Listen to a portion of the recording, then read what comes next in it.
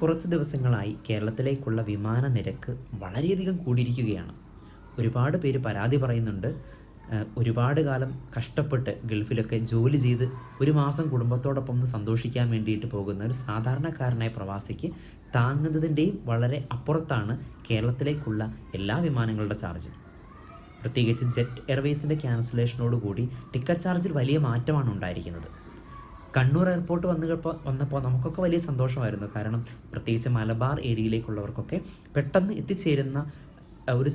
എത്തിച്ചേരാൻ സാധിക്കുന്ന ഒരു സാഹചര്യം നമുക്കുണ്ടായി. പക്ഷേ നമുക്കറിയാം, വിമാനങ്ങളുടെ എണ്ണം കുറവായതുകൊണ്ട് തന്നെ ടിക്കറ്റ് ചാർജും വളരെ കൂടുതലാണ്.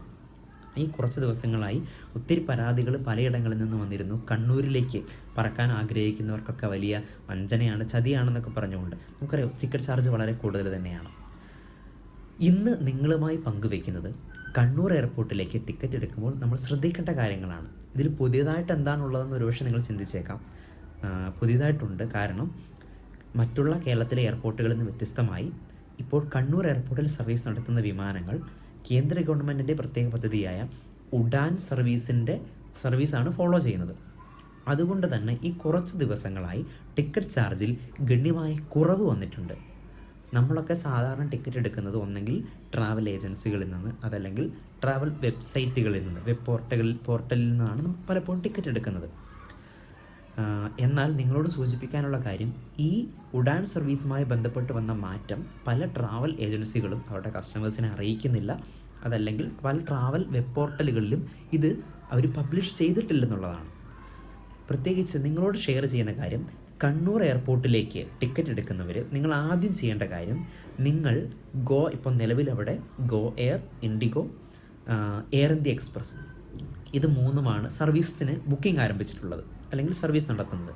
നിങ്ങൾ ഈ 3 എയർലൈൻസിൻ്റെയും വെബ്സൈറ്റിൽ നേരിട്ട് നിങ്ങൾ പ്രവേശിച്ച് അതിൽ ടിക്കറ്റ് റേറ്റ് ചെക്ക് ചെയ്യുക.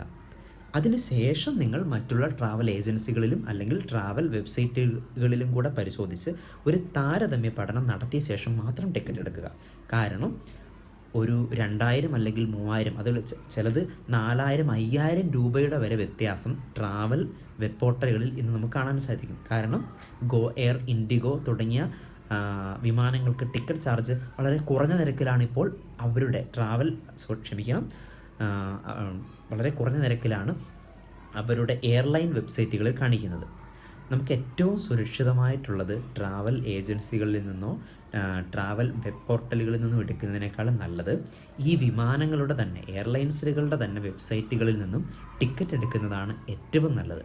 കണ്ണൂർ എയർപോർട്ടിൽ നിങ്ങൾ ടിക്കറ്റ് എടുക്കുമ്പോൾ ആദ്യമായി ചെയ്യേണ്ട കാര്യം ഗോ എയർ, ഇൻഡിഗോ തുടങ്ങിയ എയർലൈൻസിൻ്റെ വെബ്സൈറ്റിൽ നേരിട്ട് പ്രവേശിച്ച് നിങ്ങൾക്ക് പോകേണ്ട ഡേറ്റിലുള്ള ടിക്കറ്റ് ചാർജ് ചെക്ക് ചെയ്യുക. അതിനുശേഷം ടിക്കറ്റ് എടുക്കരുത്. നിങ്ങൾ ചെയ്യേണ്ട കാര്യം, നമുക്കറിയാം ചില വെബ് പോർട്ടലുകളുണ്ട്, യാത്ര.com, അതുപോലെ തന്നെ മേക്ക് മൈ ട്രിപ്പ്, ഗോയിബിഡോ തുടങ്ങിയ വെബ്സൈറ്റുകൾ നിങ്ങൾക്ക് പരിശോധിക്കാം. ഇതേ ഫ്ലൈറ്റിൻ്റെ ഇതേ ടൈമിലുള്ള ചാർജ് എത്രയാണെന്ന് നോക്കുക. ഒപ്പം നമുക്കറിയാം skyscanner.net, ഒരു പക്ഷേ അറിയില്ലായിരിക്കാം, skyscanner.net എന്ന വെബ്സൈറ്റ് പരിശോധിച്ചാൽ ഏകദേശം 10 അല്ലെങ്കിൽ 20ഓളം ട്രാവൽ വെബ്സൈറ്റുകളുടെ ഒരേ വിമാനത്തിൻ്റെ ഒരേ സമയത്തുള്ള ചാർജുകൾ, ഒരു താരതമ്യം അതിലുണ്ട്. അതിനനുസരിച്ച് നിങ്ങൾക്ക് തന്നെ ടിക്കറ്റ് എടുക്കാം. ഇത് നിങ്ങൾക്ക് നേരിട്ട് പരിചയമുള്ള ട്രാവൽ ഏജൻറ്റുകളുണ്ടെങ്കിൽ നേരിട്ട് ട്രാവൽ ഏജൻറ്റുകളിൽ നിന്ന് എടുക്കുന്നതായിരിക്കും ഏറ്റവും നല്ലത്.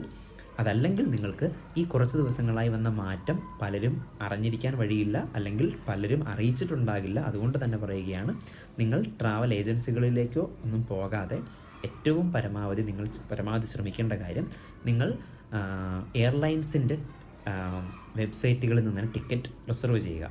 അതിൽ നിങ്ങൾക്ക് ഏറ്റവും പ്രധാനമായിട്ടൊരു കാര്യം കൂടെ നിങ്ങളോട് പറയാനുള്ളത്, നിങ്ങൾക്ക് സീറ്റ് റിസർവ് ചെയ്യാനുള്ള സാധ്യത കൂടി ഇവർ ഒരുക്കി തരുന്നുണ്ട്. ചിലപ്പോൾ ഒരു 10, 100, 150 രൂപയ്ക്കോ അല്ലെങ്കിൽ 200 രൂപയ്ക്ക് നമുക്ക് ഇഷ്ടപ്പെട്ട സീറ്റ് റിസർവ് ചെയ്യാൻ പല ട്രാവൽ വെബ്സൈറ്റുകളും ഇത് കൊടുക്കുന്നില്ല. അത് ബുക്കിങ്ങിൻ്റെ അല്ലെങ്കിൽ ഫ്ലൈറ്റിൻ്റെ പുറപ്പെടുന്നതിന് ഇത്ര മണിക്കൂർ മുമ്പ് നിങ്ങൾക്ക് ലഭിക്കും എന്നൊക്കെയാണ് അവർ പറയുക. അല്ലെങ്കിൽ ട്രാവൽ ഏജൻസികൾ നിങ്ങൾക്ക് ഇഷ്ടപ്പെട്ട സീറ്റ് സെലക്ട് ചെയ്യാനുള്ള ഓപ്ഷൻ 10-200 രൂപ കൊടുത്താൽ നമുക്ക് അതിനുള്ള വഴിയും ഈ എയർലൈൻ വെബ്സൈറ്റുകളിലുണ്ട്. ഇനി അത് മാത്രമല്ല, ചിലപ്പോൾ ട്രാവൽ ഏജൻസികളിൽ ഒരു 2000-3000 രൂപ നിങ്ങൾക്ക് കുറവായിട്ടായിരിക്കും നിങ്ങൾക്ക് കാണിക്കുക. അപ്പോൾ നിങ്ങൾ വിചാരിക്കുമോ ഇത് വളരെ ലാഭമാണല്ലോ എന്ന്. പക്ഷേ നിങ്ങൾ മനസ്സിലാക്കേണ്ട കാര്യം, എന്തെങ്കിലും കാരണവശാൽ ഇത് ക്യാൻസൽ ചെയ്യുന്ന സമയത്ത് നിങ്ങൾക്ക് വലിയൊരു തുക, ഭീമമായ തുക നിങ്ങൾക്ക് നഷ്ടം വരാൻ സാധ്യതയുണ്ട്.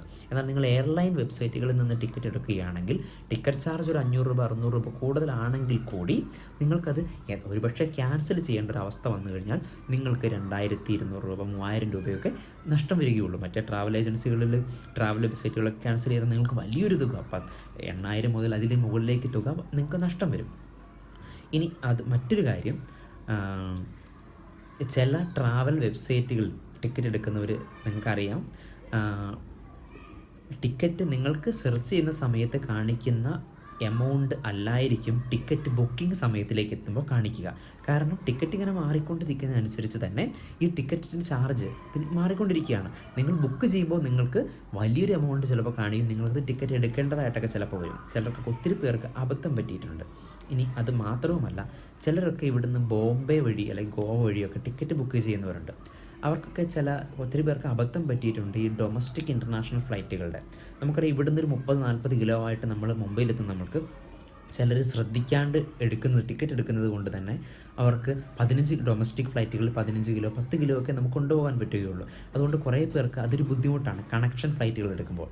അതുകൊണ്ട് നിങ്ങളോട് ഇന്ന് പറയാനുള്ള കാര്യം, കണ്ണൂർ എയർപോർട്ടിൽ നിങ്ങൾ ടിക്കറ്റ് എടുക്കുകയാണെങ്കിൽ പ്രധാനമായിട്ടും ആദ്യം സെർച്ച് ചെയ്യേണ്ടത് നിങ്ങൾ പുറപ്പെടാൻ ഉദ്ദേശിക്കുന്ന വിമാനത്തിൻ്റെ എയർലൈൻ വെബ്സൈറ്റിൽ പോവുക, ടിക്കറ്റ് റിസർവ് ചെയ്യുക. നിങ്ങൾക്ക് ഒരുപാട് ഗുണങ്ങളുണ്ട്. നിങ്ങൾക്ക് ക്യാൻസലേഷൻ ചാർജുകൾ വളരെ കുറവാണ്. അതുപോലെ തന്നെ നിങ്ങൾക്ക് സീറ്റ് റിസർവ് ചെയ്യാം, ഫുഡ് റിസർവ് ചെയ്യാം, അങ്ങനെ എല്ലാ കാര്യങ്ങളും ചെയ്യാം. ഒരു കാര്യത്തിൽ നിങ്ങൾക്ക് പേടിക്കേണ്ട, സമയത്ത് നിങ്ങളുടെ യാത്ര ഏറ്റവും സുഗമമായിട്ട് നടക്കും. കണ്ണൂർ എയർപോർട്ടിനെ പറ്റിയുള്ള പുതിയ വാർത്തകൾക്കും വിശേഷങ്ങൾക്കും നിങ്ങൾ ഈ ചാനൽ തീർച്ചയായും സബ്സ്ക്രൈബ് ചെയ്യുക.